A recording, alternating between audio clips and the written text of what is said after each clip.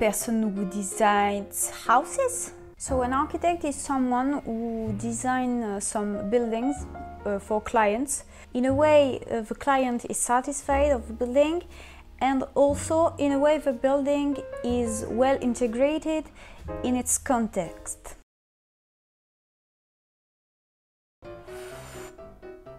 Gustave Eiffel. Yes, nowadays there are a lot of famous architects. I think about Frank Gehry, for example. There is also Renzo Piano in Japan. You have Kengo Kuma, Asana. There are plenty of famous architects.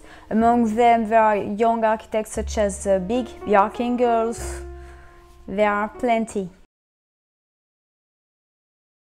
Le Louvre in France. I really like it. As for myself, I really like Japanese architecture, so I would say the Bamboo House by Kengo Kuma. I also like the work that Sana made. I recently discovered also Yunya Ishigami, who made fantastic and very original work. For example, A House with Plants, or the Kate Workshop. This is an ecologic house with solar panels. Well, this is a basic house that we can find everywhere with some solar panels, which doesn't mean it's ecologic, but there are some solar panels. Sustainable architecture. Yeah, I read an article in a magazine. There were some houses with wood and solar panels.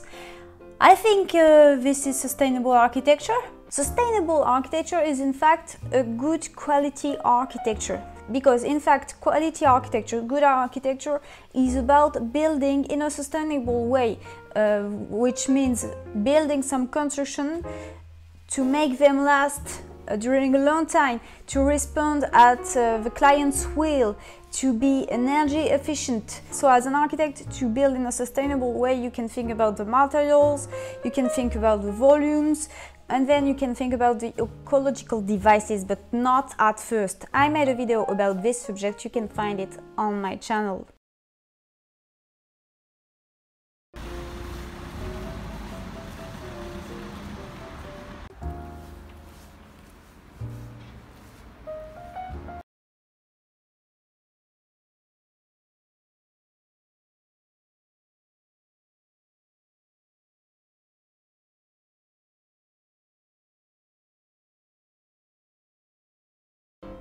I really don't know.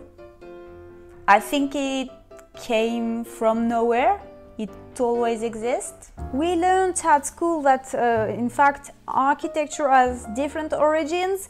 The house origin, I would say, the first house built by the first humans in the caves, but also the tents, the first houses. Also in the other way there is the religious architecture, like if we go back in time, like the Stone Age, for example.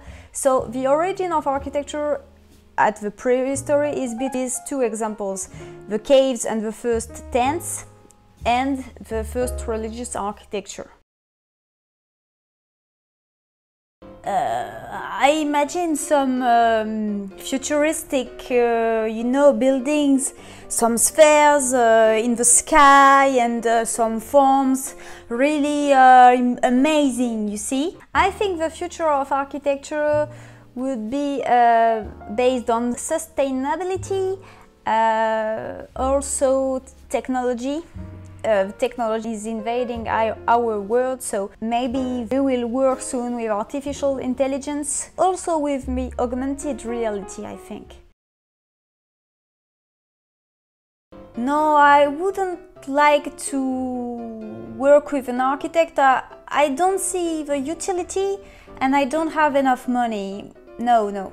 You see, there are a lot of architects who hesitate working with people who don't know anything in construction, with normal people, I would say. Because you see, when you are working with people who are really not architects, who don't know anything about it, it's quite a battle because you have to convince them about the budget. You have to convince them that architects are necessary and architecture is necessary. So you have a double work, and they are quite obsessed about their budget. At the beginning they said a budget, and then progressively they want to cut the budget. So it's hard, and most architects don't want to lose time with this kind of client. So guys, did you recognize yourself in one of these persons? Maybe you are like the non-architect and you think that architecture is just not for you. Maybe you think that architects are boring and even pretentious.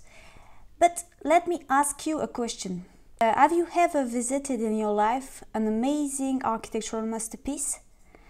A building that was really stunning for you? Don't you like to feel the same emotions you felt at the time in your everyday life?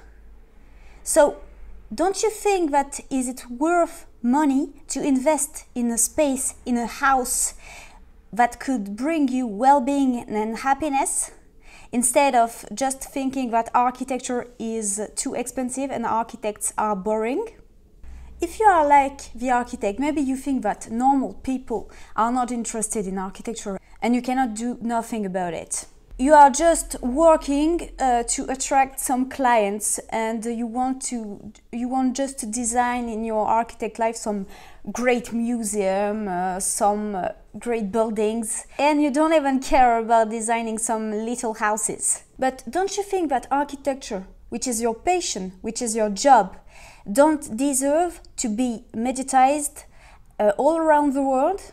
Don't you think that all the people, whether they are architects, whether they are construction professionals, don't deserve to be informed about architecture?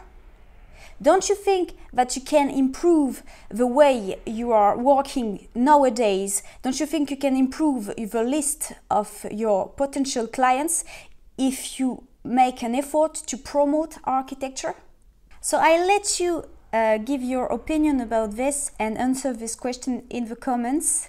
And if you are an architect and you want to participate in the promotion of architecture, I invite you to join the Facebook group that I created, which is called Discover Architecture. The link is in the description.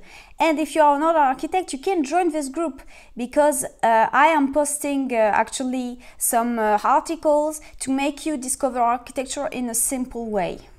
So I'm leaving you now, guys, and I see you in the next video. Bye!